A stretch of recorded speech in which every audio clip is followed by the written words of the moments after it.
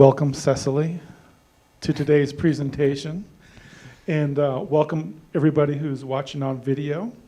I'm Chris Probst. I'm a professor of English here at the college. This event, the Crowheart Butte, a graphic novel presentation by Zach Kennah, is sponsored by the Westwick Visiting Writers Program. I'm just going to give a quick introduction to Zach, and we do have a little bit limited time that students have to get going before the next class, and we have a group of students coming in here pretty quick.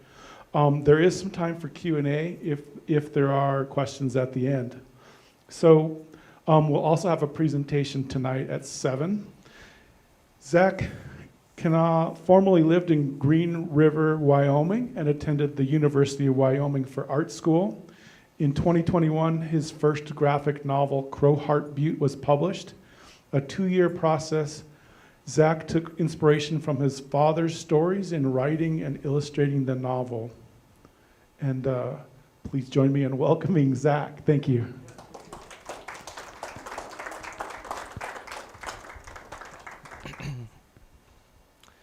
All right, well, thank you for being here. First of all, I want to thank Western, of course, for giving me the opportunity to come this week and visit some classes, talk to students, obviously talk about my work. It's a really pretty special experience for me. I want to specifically thank Jonathan Harwood. He was the first one that reached out to me with the school, so it was really cool of him to think of me for something like this and initiate things that way. And I also want to thank Chris Probst, because he's really been my point of contact throughout the entire process. I know he's put in a lot of work for this, so I appreciate both those guys. And again, thank you to Western, and thank you for being here. Real quick, just a little bit about me. As Chris said, I am originally from Green River. I grew up there, went to high school there, graduated in 2010 from Green River High School, attended University of Wyoming, graduated from UW in 2014 with my BFA in fine art. And after college, shortly after graduation, I moved to Los Angeles. I was there for almost 7 years, pursuing film, pursuing art, getting out of Wyoming, experiencing life in the big city, all of those things. That was a pretty great adventure, a lot of great things to look back on my time there. I'm currently based in St. Louis. I've been in St. Louis for about 1.5 years, and continuing to make art, continuing to make comics. It's been a great experience so far. So that's just a little bit about me. And also real quick, before I get into sort of the bulk of the presentation, I do want to give a little bit of a synopsis on Crowheart Butte, just so everyone kind of has a point of reference for the things I'll be discussing. Crowheart Butte is a graphic novel. It's a horror fantasy drama. Takes place on the Wind River Indian Reservation in Fort Washakie, Wyoming, current day. The story focuses on the middle school boys basketball team and their coach, and you kind of get a look at their day-to-day. You get a look at their home lives, their friendships, basketball game, basketball practice, kind of get an understanding of what they go through on a day-to-day basis. The horror fantasy elements come in with these creatures from Shoshone legend called the Nimerigar, which roughly translates to people eaters in the Shoshone language. It's very common for native tribes to have legends of little people, and that's essentially what they are according to legend. They're a small race of beings, small meaning in scale.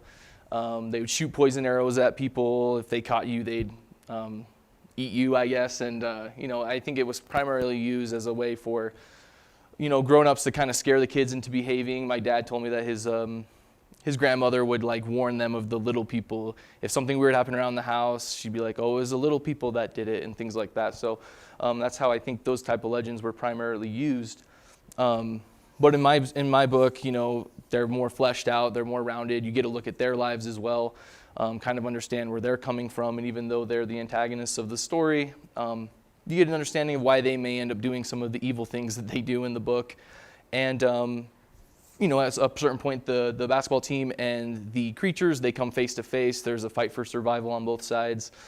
There's, all the fun horror elements, blood, guts, all the gory stuff, but really at the core of the story is this very real human character-driven drama. There's themes of perseverance and teamwork and friendship and rivalry, and there's racial things, there's native studies, native issues that are brought up. So it's all of that very grounded human element amongst the horror fantasy stuff. So that's just a little bit about the book. Of course, no spoilers or anything like that, but wanted to kind of get everyone on the same page with that. The way I've kind of decided to break down the presentation today is into two major categories. The first one being why I made Crowheart Butte, and the second being how I made Crowheart Butte. So I'll kind of go in depth in those two topics, and at the end I'll kind of wrap things up with a little bit of a retrospective.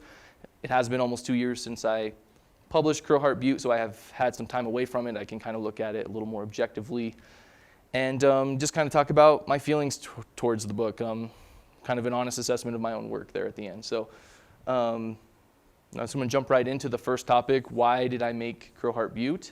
The first thing I want to talk about in terms of why is why the graphic novel medium in the first place.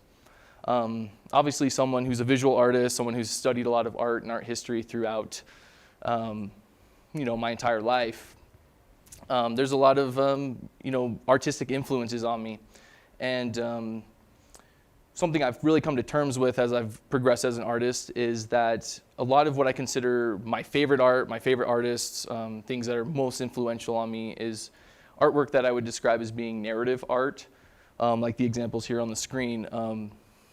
Artwork that's deliberately like depicting a scene through character, through setting, through like actually depicting an event. So it could be something like on the top left here, the nightmare, a dream sort of narrative, or like the others here are historical images.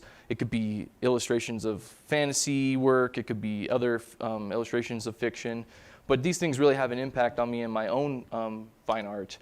And so here's some examples of some of my own paintings and drawings throughout the years. I will talk about film in a little bit here, but obviously there's quite a cinematic element to these images, both in terms of the composition, the widescreen format, and the way I utilize portraiture to depict character.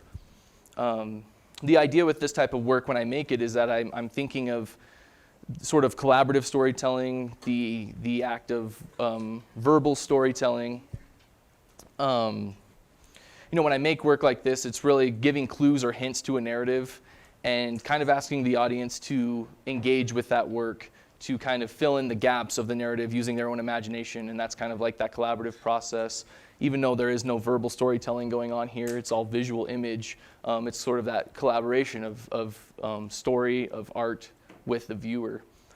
And when you think of things like, if you look at the artwork here, and also I want to point out that when I think of myself as a creative person, I think of myself as a storyteller first, before being a painter, before being a comic artist or a writer. I'm a storyteller number one. I definitely use art as a tool to tell story. I definitely think most of my artwork is always in service to a narrative, so that's really important to keep in mind. And when you think about that and look at images like this, it's kind of easy to see how that could kind of be a natural progression for me to go into the world of comics and graphic novels. And as far as comics are concerned, I would consider myself a lifelong fan of comics. As a kid, it was the X-Men was like the main thing I liked to read, and I still love the X-Men. I still love revisiting some of those like classic issues, but as I got older, I definitely started to explore more of what the medium had to offer. Specifically, I took a class at UW called Graphic Novels, and it was not an art class. It was an elective outside your major course. It was an English lit class, so we weren't talking about the artwork in these books really. We were talking about the literary devices, the stories, the themes, the symbols, things like that. And to put these books up here, these are all books that we read in that class, and we read many more, but to put these up here and be like, these inspired me, at being like a comics creator isn't necessarily the most like original thing. These are kind of like a Mount Rushmore of comics up here. But for someone like me at that time who had never read these types of books, it was a big deal, and the types of stories I'm most drawn to are very real, sort of character-driven human dramas, and that was all here in these books. And I was, from here you start reading these artists, these writers, other works, that spiderwebs into more artists and writers, and I really started to seek out, independent comics, more non-mainstream comics. And when you do that, you really get exposed to a wide variety of artistic voices, both in terms of the visual, the art styles, and in terms of the types of stories that are being told. So that was really kind of early on an inclination to me that I may want to someday make a comic, make a graphic novel. And when I'm talking about why the graphic novel medium, I definitely have to talk about film. I know they're not the same medium per se, but film to me is like more influential than just about anything creatively. I definitely think it influences most of my creative output, and I really do think of it as like the ultimate art form. It's really a director's medium, but because of the collaborative element of it, different people with different creative expertise coming together to make that secular project, it's really kind of a special sort of art form. And that's really what took me to LA, was my interest in film, and at that time, film was in the forefront of what I wanted to achieve professionally, creatively. However, being out in LA, I came kind of face to face with the challenges of making independent films. I'm not necessarily talking about the studio system, that's its own animal, its own challenge. But as far as indie films are concerned, there's things like budget. Obviously, even low-budget indie films are expensive to make, so getting the money is one massive challenge. And then there's the skills involved in making a film, which can take years to develop, which is fun because that's part of the process, but that's a challenge. But what was really the most frustrating for me was sort of the idea of, or the logistics rather, of collaboration, because film is such a collaborative medium. Getting the people together, one place, one time, when everyone has different schedules, everyone has different day jobs, to get them together to do what's necessary to make a film, it's a challenge. I mean, it's like kind of unrealistic when you think about it. There's going to be different levels of passion for the project when really you need everyone to be 100% committed to make it worthwhile. And I just wasn't finding those people for some reason. I wasn't like having the success in telling the types of stories or being involved in the types of stories I wanted to be involved in through film. One of the things I found the most success in was storyboarding. Made sense. I found the most work in that, being a visual artist. But that also kind of helped me push me towards graphic novels, because a storyboard in a sense is a very simple kind of version of a comic. Drawing those panels, I was like, I think I could push myself in this way and someday maybe, attempt to make that comic. And making Crowheart Butte, for example, definitely was kind of like a placeholder for me. While I wasn't able to sort of fulfill certain things in film at that time, at least I could channel my art background and tell a similar type of story, or the type of story I wanted to tell, through another valid art form, the graphic novel. And not have to rely on other people. As much as I like to collaborate with other people, it is a challenge. And even though comics are definitely a collaborative medium in a lot of ways, and oftentimes are, they don't have to be. You can literally make a comic from the beginning to the end all yourself. That's exactly what I did with this book. And it's very liberating as a creator to be able to do that. And at this point, it's not just a placeholder. Obviously, I developed quite the passion for making comics, and now it's pretty much in the forefront of what I'm trying to achieve creatively and professionally. I'm very excited to continue to explore the medium. But that said, I definitely do approach it like a film director or a film writer making a movie. Making comics to me is like making my own little movies. So definitely had to talk about film and its influence on my work, including Crowheart Butte. So that essentially wraps up why the graphic novel medium. The next thing I want to discuss is why the subject matter. And as I mentioned before, the book focuses on contemporary Native characters on a contemporary reservation setting. For me, I've always just had this interest, this passion in Native studies. I think it comes from my father. My dad's side of the family, there's Shoshone and Flathead lineage. And so it's an interest that he's had in my whole life, obviously, and something we share. Photos like this that are on the screen, this is my great-great-great-grandfather, John Enos, and his daughter, Kate Enos, her sisters and mother. But, being exposed to these types of photos, my dad's quite obsessed with like family tree stuff, family lineage things. And so he's done all of his own research on these generations before, and he's shared those stories with us, accompanied by these photos, my sister and I. And it's something we share with him. Here's just a few more photos. This is my great-grandmother, who she's obviously she's the young girl in these older photos, and that's her as an older woman. But she's the one that I mentioned before, would tell my dad about the little people, trying to warn him of the little people.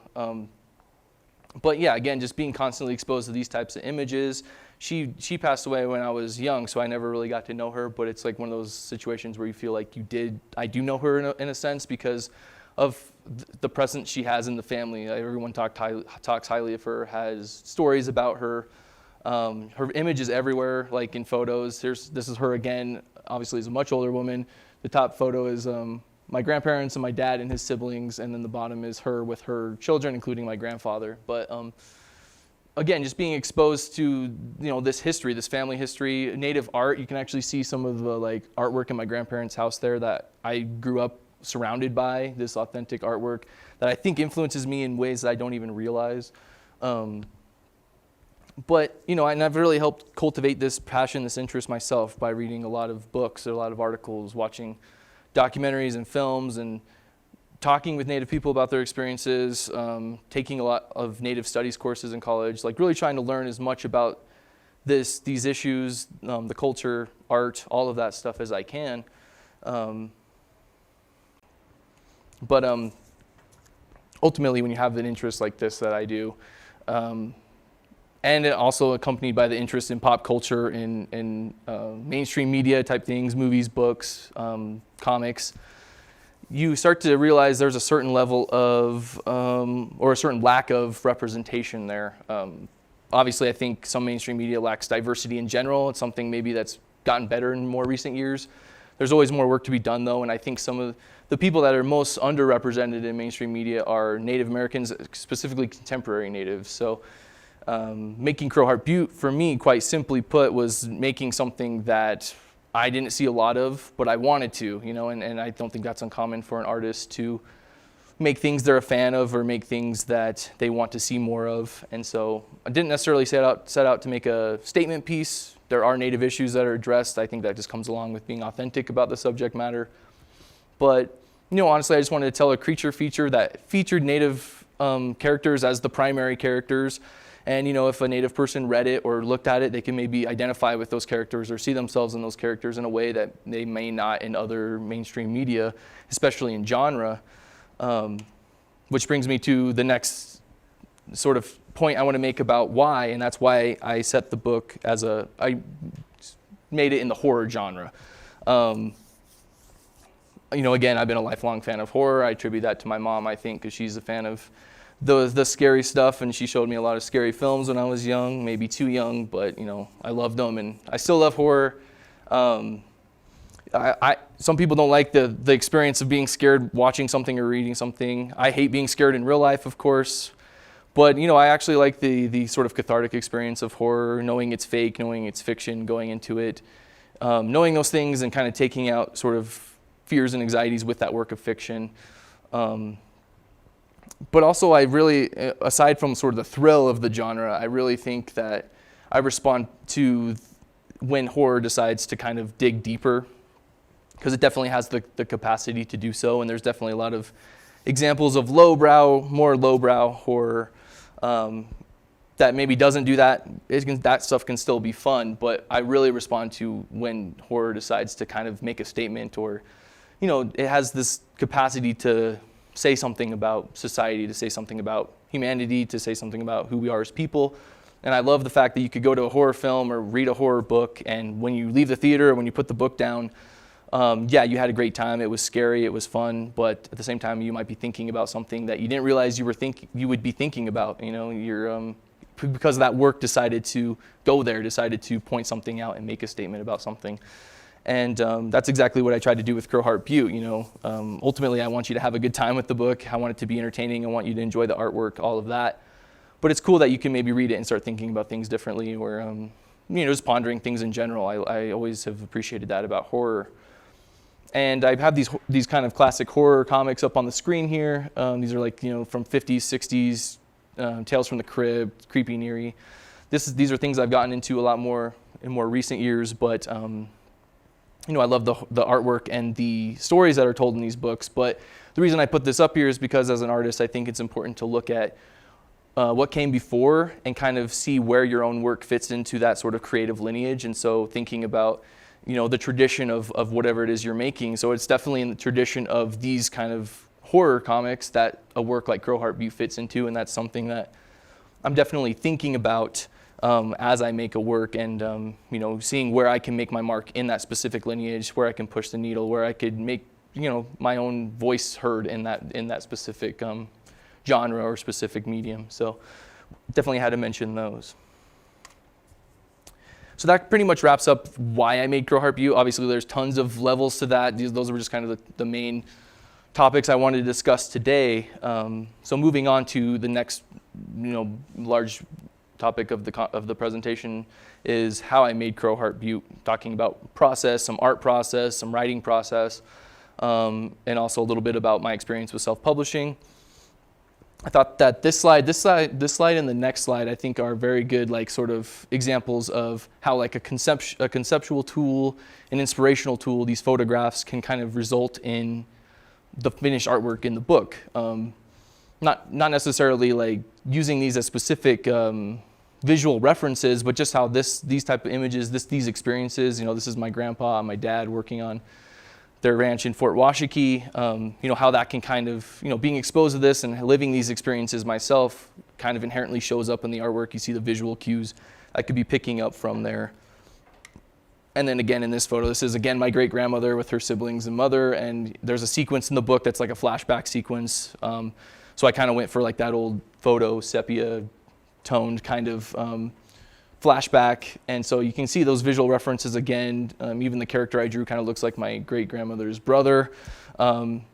Just showing that conceptual tool with the finished artwork. I thought that was a good sort of introduction to process. Obviously, when you're making a story, making a book, making whatever it is, a screenplay, first thing to do is to come up with the story. So I'm not going to spend too much time on conceptualization. I think we all kind of know what goes into that. It's brainstorming, research, your experiences, but I will say that I did kind of go back and forth with the story I wanted to tell for quite a while. I would say a couple years before I ever put pencil to paper. I knew I wanted to set it on the Wind River Reservation. I knew I wanted to focus on contemporary Native characters, but I went back and forth between different ideas. I kind of narrowed it down to doing a crime drama thriller, or doing more of the horror folklore stuff. It originally was a screenplay idea that I have already kind of discussed how that goes into, transformed into the graphic novel. But the movie Wind River came out, and that's a great movie, but it's exactly the type of thing I like to see coming out, but it's a straight crime drama. It takes place on the Wind River Reservation in Wyoming, something I didn't see a lot of, and so I was kind of blown away that actually came out. But that really helped make the decision for me to lean into the horror fantasy, do my own thing. I didn't want to be compared to that at all. At least in my mind, that was what I was thinking. And then so once I knew where I was going with it, I had the premise, I had certain things I knew were going to happen in the story, and I had a good idea where it was going to end up. But to be honest, most of the book is kind of made up as I was going, both in terms of writing and in drawing. Theoretically, the first thing you're going to do when you make a comic is write it. There's not really any rules as far as how to write a graphic novel. There's no format you have to stick to. A lot of people do it like a screenplay, which is exactly what I did. So, this is the screenplay per se to Crowheart Butte. You could be vague, you can be very detailed with it. If you're passing it off to an artist, you may be more detailed so that they stick to your vision more. Or you could be more vague with it to give the artists more freedom. Since I was going to be doing my own art, I could have been vague, but I like the tangible script. I'm a very thorough type of person, and I like the writing process. So, I was very thorough with this script. But like I was saying, it wasn't like I wrote the script and then went to the drawings. I definitely was working concurrently. Sometimes I would do actual drawings of the book before I would put it into the script. And that's not necessarily the recommended approach. I would think you'd probably want the script kind of at least a good section of it written before you start. But for me, the process was different, and also preliminary drawings are very important when you're making a comic. Hashing out sort of the character designs, settings, layouts, thumbnailing everything. so that when you go to the main page, it's laid out there for you already. You're not kind of figuring that stuff out when you're trying to do the actual artwork. And again, I did not do a lot of preliminary work on this. That's one of the things I'll talk about a little bit in the retrospective. Maybe that could have been better. Could have hashed stuff out more early on, because I think there's a lot of strong artwork in the book. There's also not so strong artwork, and I think that could have been resolved earlier on in the process. But I did this process kind of for two reasons. One is there's been times in the past where I worked on large projects, and certain little things early on, certain plot details, whatever, kind of hung me up, derailed the project for a while. Sometimes I even abandoned the project because these little things like that I couldn't get over for some reason. And I did not want that to happen with this story, so I knew if I kept drawing the pages, saw the stack of drawings growing, that I'd be less inclined to let that work go to waste. And also I was very adamant about telling a very sort of organic story, meaning how things unfold organically. I know everything has a plot, but whenever I hear plot, I always think formula. I didn't want it to be formulaic. I didn't want to rely on plot conventions. My favorite types of stories are what I call meandering stories. I like narrative film, which is kind of like a way of saying a film that doesn't really have a plot, which of course they do, but my favorite film director is Martin Scorsese, and he makes films that are, a lot of times just following a character through their life. There's not like a perfect 3-act structure. It's like events are unfolding kind of in real time, naturally, as they would in life, as much as possible with a work of fiction. I always like that sort of style of storytelling. I like epic novels that have like a lot of side stuff going on that don't necessarily add to the main plot. Some people hate that stuff, but I think it adds to the experience. And so I definitely wanted that to be sort of the vibe of Crowheart Butte. I didn't want characters making decisions that seemed contrived to fit a plot or whatever. So I thought the best method to do that was kind of to make it up as I was going, be kind of impulsive with it in that way. So at a certain point, you will start drawing. That's really the first art process that you will do. This is an example of a finished pencil drawing from the book. This is definitely my favorite step of the process. Being a visual artist, I've always just loved drawing. I love the critical thinking involved in composition, and I love drawing people and characters. I love drawing animals, everything. It's just very fun. It's work, but it's very fun work for me. When you make a graphic novel, it's cool because you don't necessarily have to stick to any certain size. You can print it at any size as long as you're consistent with like the pages, for printing. I did, however, do, the standard American size for a comic, just to kind of say I could do it that way, which is like 10.2 inches by 9.7. This is just an example of the book.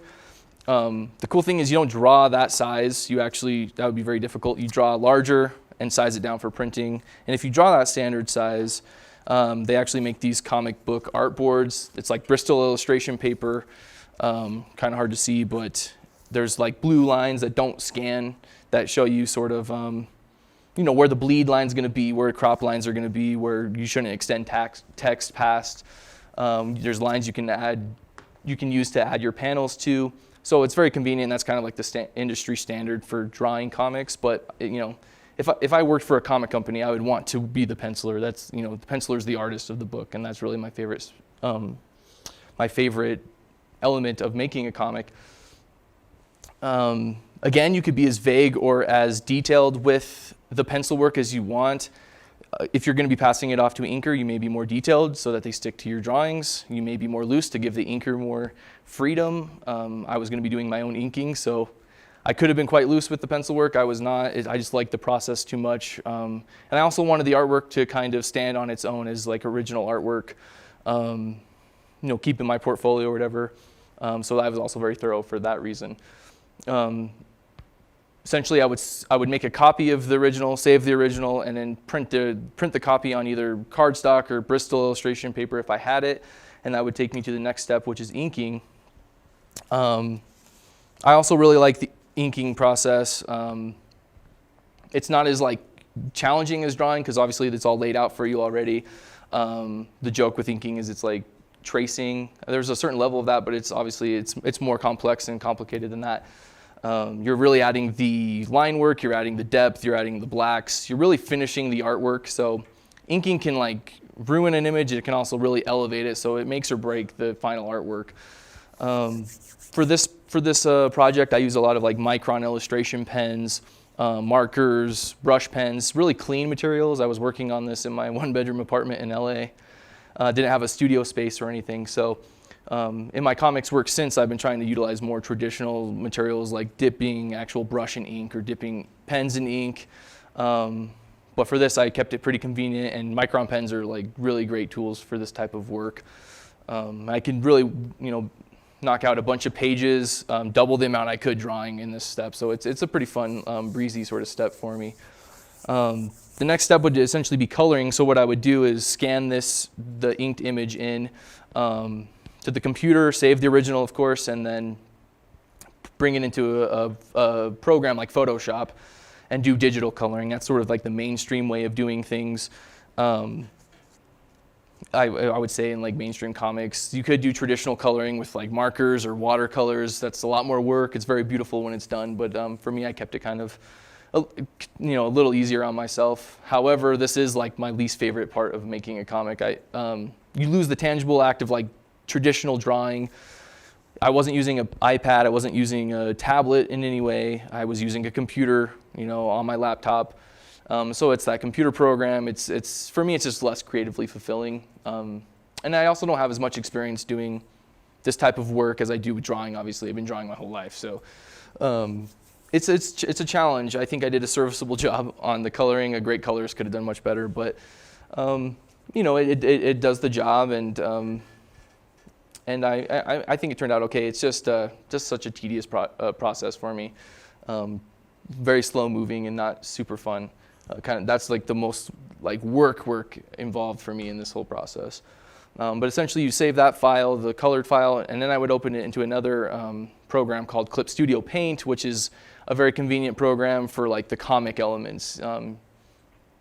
Text, bubbles, bubble tails, all of those things that I could implement digitally into the work.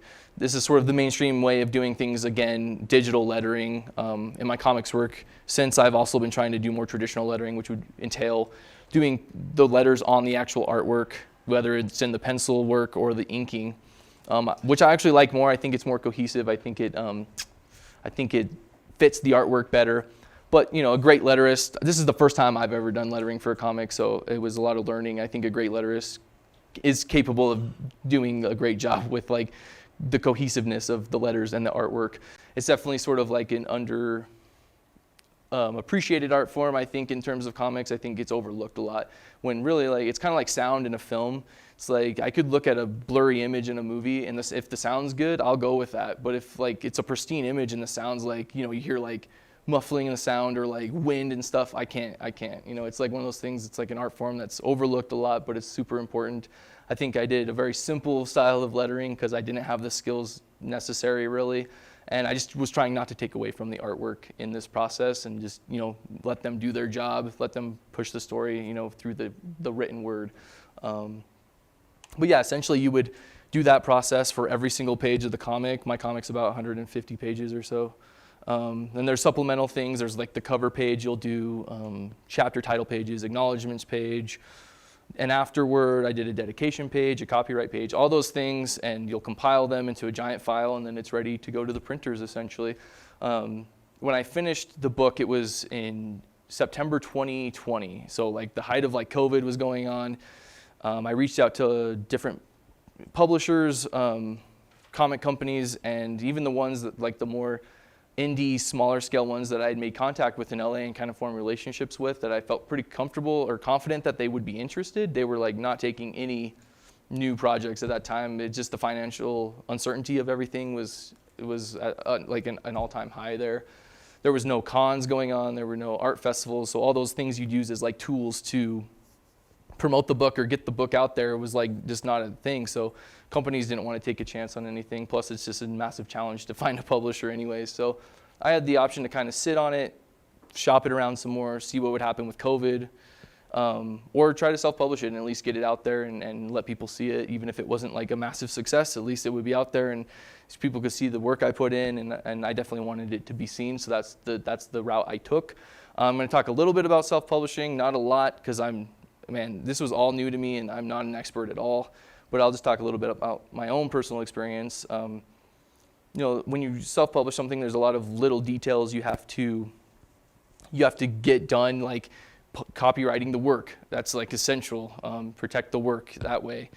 Getting an ISBN number so it can be found in like databases. Getting a barcode on the book so that you can bring it up if it's in a store. Simple little things that altogether is a lot of stuff.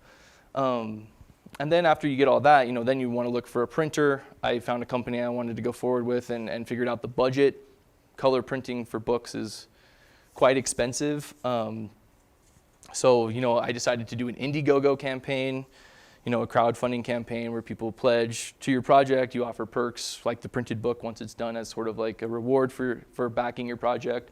And I was lucky enough to find success with that. I made the budget and I was able to do the initial print run. And so the rest of 2020 was essentially like doing that stuff, getting it prepared for self-publishing, getting it printed. And then I was able to self-publish the book in 2021. That's essentially, the process from start to finish. Once it was like published, I reached out to stores to carry it. Found the most success with that here in Wyoming, because even though I was in LA when I made it, I was a California resident. I think a lot of like the local shops in the state kind of looked at it like a local author situation, me being from Wyoming. So like Red, White Buffalo and Green River, Sidekicks Book Bar here in Rock Springs, places like that, they all carried it. A lot of the colleges, Western of course, UW, Casper College, they all bought copies for their libraries and bookstores and such. So that was really cool to get that support. And there's just a lot of promotion that goes into it. I'm terrible at like self-promotion. I'm not great on social media, so that was a massive challenge, but that's all like essential things that go into getting the word out on the book. I was lucky enough to get interviewed by a few like, news sources around the state, Sweetwater Now, County 10 News, Wyoming Public Radio, places like that. All did pieces on it, so that was really cool as well. But yeah, that's essentially the process from start to finish. There's obviously a lot that goes into it. If anyone has any questions at the end, definitely about like art process or anything, I'd love to talk about that stuff, so definitely ask then. But moving on, that's most of what I'm going to be talking about today, but I did want to kind of end on a little bit of a retrospective, because as I said, it has been 2 years since I published the book. As an artist, the more time you get away from your art, the more you can kind of disassociate the work from like how it was making it. I'm not quite there yet with Crowheart Butte, but it's getting easier to kind of like look at it as its own standalone piece. I already kind of mentioned the artwork. I think there's a lot of strong artwork in the book. Obviously, if I would have gone back and kind of revised some things or put in more preliminary work early on, I think a lot of those issues would have been solved. But I'm proud of the artwork. I think as a complete piece, it holds up. If you start analyzing each panel, maybe you start seeing some weird stuff. But as a complete piece, I think it works. Again, same thing with like story. Certain little plot holes or certain like weird story things, I think that comes along with making it up as you go, not having like a complete layout. But when I think about like the goals I had when I set out to make the book, making it sort of that organic style of storytelling, being authentic with the subject matter and the characters, I think it's successful in that way. I think it does have that vibe. I like that is when you read it, you really don't know what's going to happen because it's not relying on sort of typical plot beats. So that's something I am proud of. And when I think about like sort of the conditions I had like when I made this book, like I said before, I was in a 1-bedroom apartment in Los Angeles, didn't have an art studio, wasn't working on it full time. I had an 8-hour-a-day job that I'd come home to work on the book, a couple hours every evening on my off days. So it was a lot of like my free time for 2 years. It was a 2-year process. Started it in September 2018 and finished the actual work on the book in September 2020. So yeah, about 2 years and then another half a year to publish it. And when I think about that, like, the amount of time I had to spend on it, the resources I had, the skill level I had, because a lot of this is my first graphic novel, a lot of this was like new stuff to me, figuring it out. I think it's absolutely the best I could do at that time with those, considering those aspects of the work. And so that's something I'm quite proud of as well. And it's such a vast project. It's one of those things where like I could still be working on it today. I could still be revising stuff. As an artist, my art teacher in high school, Green River High School, Mr. Stice, he would tell us like no artwork is ever completely finish. It's just when the artist decides to abandon the work. And that's so true, because you could keep reworking something and revising something forever, really. But as an artist, you have to know when to walk away, when it's resolved enough to kind of stand on its own. And once I make that decision as an artist, that's it. Like, no matter what it is I'm creating, I'm like, I made that decision, I'm moving on. Sometimes you look back and you cringe at certain work. That happens. Sometimes you look back and it's, you're pleasantly surprised it holds up more than maybe you thought it would. But ultimately, you're going to be taking those lessons you learned from that project and applying it to the future projects that you take on. And that's exactly what I'm doing with the work I've been doing lately, taking what I learned from Crowheart Butte and applying it to new comics, new artwork. And I think the book definitely has a certain level of amateurism. It lacks a certain level of professionalism because it is my first book, because I don't have any experience self-publishing. But that said, I think when you look at like a very mainstream book, for example, like a Marvel or DC book, it's very professional in the way it's presented, very pristine. Yet sometimes it kind of lacks a certain level of heart or a certain level of passion on the page. Same thing with like a big budget Hollywood film versus like an independent film, or an indie comic, as opposed to the Marvel stuff. And where you can actually see that the artists put their heart on the page, essentially. And at the very least, that's something I think when you look at Crowheart Butte, you can see that I definitely cared. I put a lot into it. I was very passionate about the story, about the characters, and so I'm very proud of that. You can actually, at least in my opinion, see that on the page and know that it meant a lot to me to tell this story. And just lastly, the last little point I want to make, this is a photo I found on the internet doing research for the book. So it's a random photo I found like Pinterest or something, and not something my dad gave me, but that is my dad coaching middle school girls volleyball at Fort Washakie School back in the 80s. Didn't even know he taught or coached girls volleyball, but there it is. The reason I put this up here is because something personal with the book for me that's not necessarily overtly discussed. It's not like a major theme of the book, but the main character, the main protagonist, is a coach. He is a teacher, and that was very important for me to make that, that sort of hero character, that profession, because both my parents are teachers and coaches, and I think when you're a kid that grows up with parents as teachers, you kind of get an idea of what goes into that, what that means to them. It really does sort of like transcend being a profession. It's their life, and ultimately, as this image sort of illustrates, the main character of this book very well could have been my dad, in a sense, and I dedicated the book to him. I owe a lot of the story to him. The book wouldn't be here without him, so I just kind of wanted to throw that picture up there and kind of, end on that, illustrate that as kind of a closing remark. So that's essentially the presentation. Thank you all for coming. I mean, this is awesome. Thank you again to Western for having me. We will have some time, I think, for some questions, and I'll be hanging out a little bit if you want to. I have some original artwork up here, all the original artwork from the book. I do have some books for purchase if anyone's interested, but yeah, I mean, thank you so much for listening and for being here. Thank you. Yeah, thank you.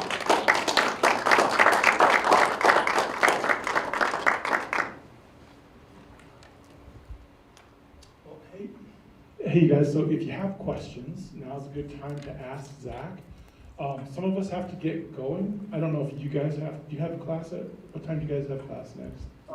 We have class in about 45 minutes. So we have a few minutes to ask questions. Oh, great. If you could just ask the questions into the microphone. Okay. We are filming, so it's easier for people to hear. I have to get going in about 2 minutes because I have a class at 1. Can I just give you the microphone and maybe you could help move it around? I just really enjoyed reading it myself, and I had my seniors read it last semester in my mythology class, and we all loved reading it, and so it's just so cool to to have you here in person. So we're just really just feel really lucky to have you here. Thank you. And glad glad the students could come with me today. Yeah, definitely. Thank you. And yeah, so I'll pass it on. Yeah. All right, so I have 2 questions. Okay. So what was the hardest page of the comic to work on for you? I don't know. I honestly couldn't answer that definitively. There's a few pages that are like more strenuous in terms of like composition, I would say. When I said that before that I didn't do a lot of preliminary work, there were a few sort of sequences that I did thumbnail and like lay out. The vast majority of the book is obviously like dramatic, it's characters talking and stuff, so that I just wung most of the time. But like for some of the more, there's a sequence in chapter 2 where the Nimerigar first kind of show up and they like, attack some guys that are like doing up to no good, and because of the action heavy like element of that, I definitely wanted to lay that out a lot more and because I knew I had a certain amount of pages I needed to fit that sequence into, and didn't want to just like go into that, sort of willy-nilly. So that, sequences like that, the ending, as the climax starts to unravel, like I started thumbnailing that a little more because I knew each chapter I was very adamant I wanted to keep 24 pages, just like a standard like comic issue. That way if I ever did like release them as issues, like chapters as issues, I could do that. So I knew I had that amount of time or amount of space. And so laying that out, that was just putting in a little bit more work than typical for like most of the book. Also, how much is the books? I was selling them initially for $38.95, but I'm selling them now for $25. They've been out for a while, so it's like I decreased the price a little bit.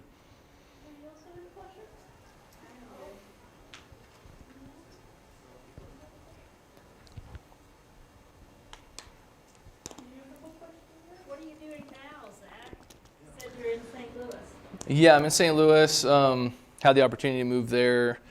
The cost of LA was getting extreme, and the I would say the desirability of living there was decreasing every year. Like the price keeps going up, but like more and more people are going there. Fires were getting like wild. So it's just like, I moved to St. Louis for a couple of reasons. There's a school there I'm interested in maybe going to grad school. Also just cheaper living. My girlfriend, my significant other, her parents lived there. So it was kind of just like the opportunity to go there and have someone there at least. LA, we moved out to LA together, and that was like craziness because we didn't know anyone. It was like totally new experience. And at least now it's like a little cheaper to live, get a little more for your dollar. And now I can actually set up, I have like an art studio space. So it's important, like that was important to me to continue making comics, and that's what I've been doing. The last year, I would say I've been doing a lot of like standalone artwork. There is a project I'm working on. I called it Cast Shadows. Actually, I have some copies of that comic here too. The idea with this is it's like a horror anthology. So instead of jumping into like a massive graphic novel again, I thought it'd be fun to kind of do standalone issues, explore different art styles, different stories. And release those as like single issues, work in black and white. It's a little cheaper to produce. And so that's what I'm kind of doing. I've kind of took a break from that though. Definitely plan on getting back into that when I get back to St. Louis. But the last year's been a lot of just standalone images, getting back into fine art. Because I have a studio space now, I did some oil painting recently, and that was my focus in college. So that was really cool because I hadn't done any oil painting since 2014. And I love oil painting. That's like my favorite type of artwork, I would say. So now that I have the space, not living in like, that's just not something you want to do in a little apartment. So typically, so now like I've been getting into that stuff again and having a good time with that. So that's essentially what I've been up to.